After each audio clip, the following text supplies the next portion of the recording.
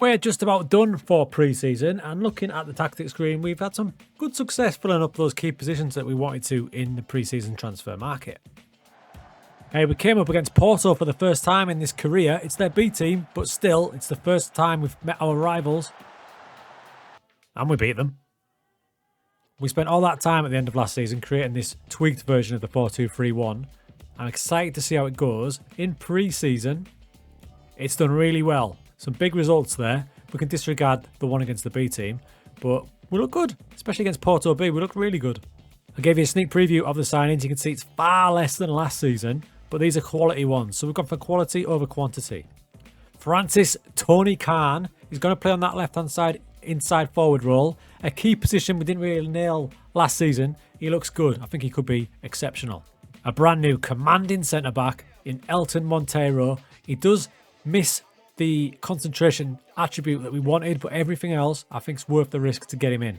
And finally, Santiago Scolostri. That's how you say it, right? He's my new winger, and for the wingers on our attribute levels, he absolutely nails it. But stop press, you will notice, transfers out. We have had 49,000 come in. 2 of our clauses have been hit, which means after 3 seasons, part of our epic challenge to get a net transfer profit of £1 billion is underway. We're currently sitting at...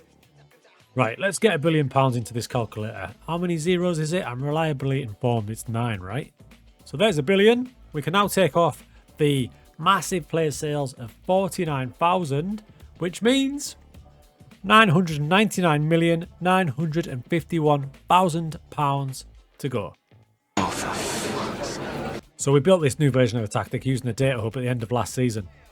What it meant is we were a bit less hectic, lowering the tempo, trying to make better chances. Early days in the season, things looked to be going really well. Not only were we scoring loads, but remember the defensive problems? We've only conceded 1 goal so far. At this early stage, after 5 matches, we're back on top of this league. This league we're great at. It's the one afterwards that it went a little bit, So far, so good. Now let me talk to you about those data hub changes that have made us look really good. There's a data hub, and I wanted to look at some key metrics from last season that we were pretty poor at to this season we seem to be nailing. It is early days, but it's very promising. A huge one is attacking efficiency. You can see where we sit there, right up in this section here with aggressive shooting and clinical shooting. Last season we were over here in the wasteful shooting department. This could be down to a combination of the lower tempo, the work ball into the box, and just being that bit more clinical.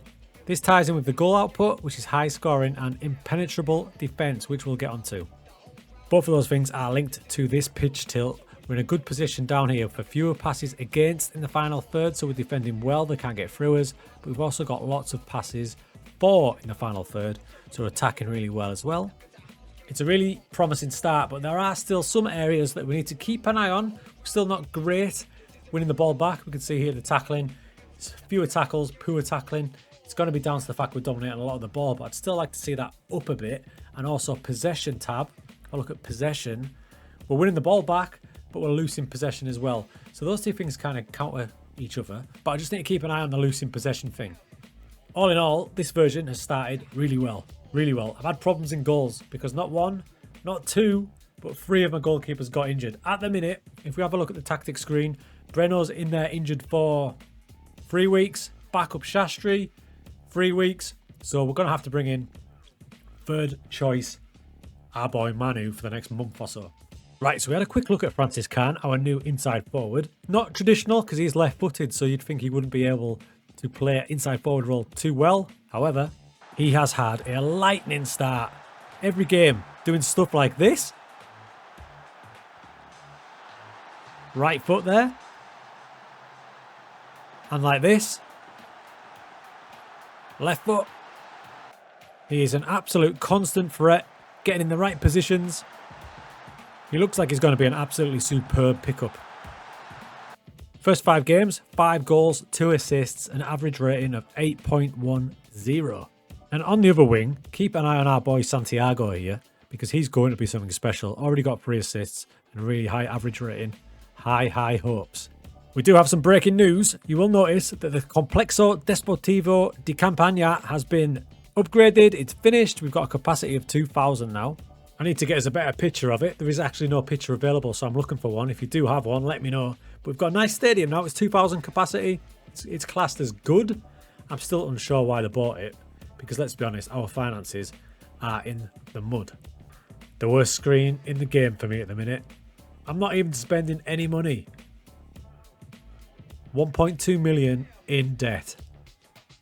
Okay, deep into the season now. We were having some big wins and some lovely football.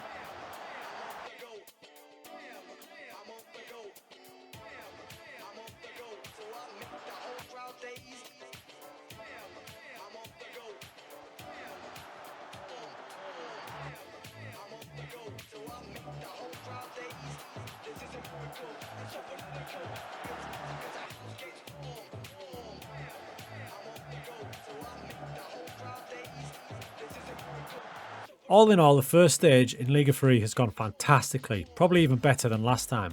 In fact, we only lost one match all season, right at the end. We've had a terrific season, and the little tweaks we made to that tactic, remember, we didn't want to change too much, there wasn't a lot wrong, they seem to have done the business. We made 2 more signings, loan signings completely free, and look at one of them. He's the outlier. You'll notice the club, Liverpool, Rodrigo Mora, in on loan from Liverpool. Now here he is, a young player, 18 years old. His value is ridiculous. That's probably based on him being at a Premier League club though. But what's interesting about him is his history. You can see he's came from FC Porto, our big local rivals. Liverpool have bought him for 7.75, immediately loaned him to us. He started off really well with 4 assists. He's kind of a backup to Valente. A completely free loan signing with no wages. This is a fantastic move. As fun as last season's pre-season transfer window was with all 20 coming in, that's more my type of transfer window. Just a clutch of players to improve what's already a pretty good squad, and I'm really happy with that. And we're top of the league. But we can't get too carried away because we were in the same position this time last season going into the playoffs, and then it all just fell apart like a house of cards. So hopefully this time we've learned from it. We've had some huge standouts, and the faith in Zapata, again, 13 goals in 15, a few injuries this time, but still lethal. And Z Valente has had an even better season this time, 11 goals, 8 assists. So we've got the championship group now, we're about to go into that and see if we can actually get promoted, but I just want to focus on Valente.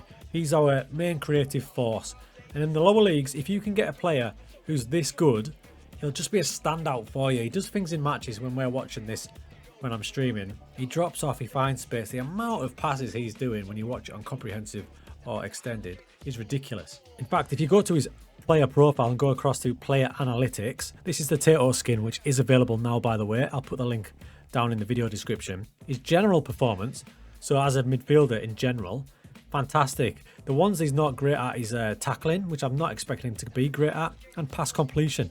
But again, he takes the risks. He's my link, so I'm not bothered about that. Kevin De Bruyne in real life, he's similar. He goes for so many risky passes. His completion rate isn't great, so I've got absolutely no problem with that. And that leads us to this. The creativity in midfielders from Valente is ridiculous. He's way up there in terms of key passes, in goals, in open play expected assists, shots.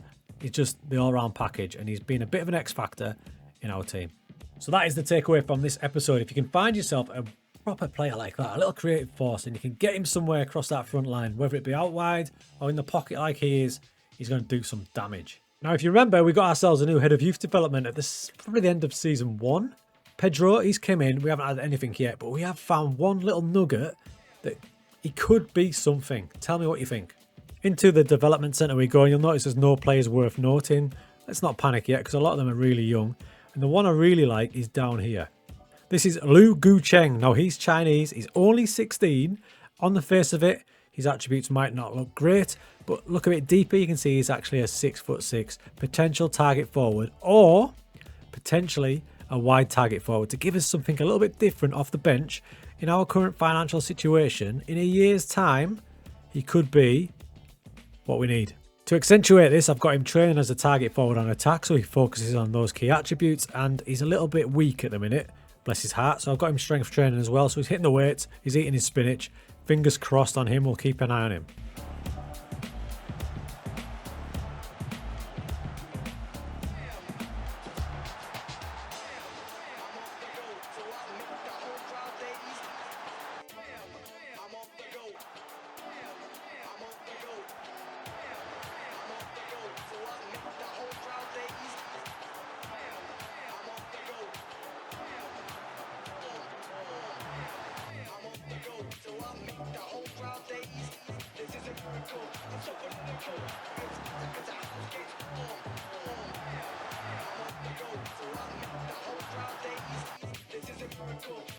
Three games gone, we've started really well. We're top of the championship group. We need to finish in that top two. If we finish third, it's another playoff match, but the top two is the goal. Hopefully we don't fall away like we did last time. 11 matches to go in this balmy league.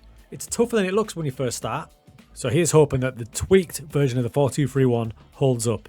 We haven't had to use this yet, but you never know. If it goes wrong, we will go back to it.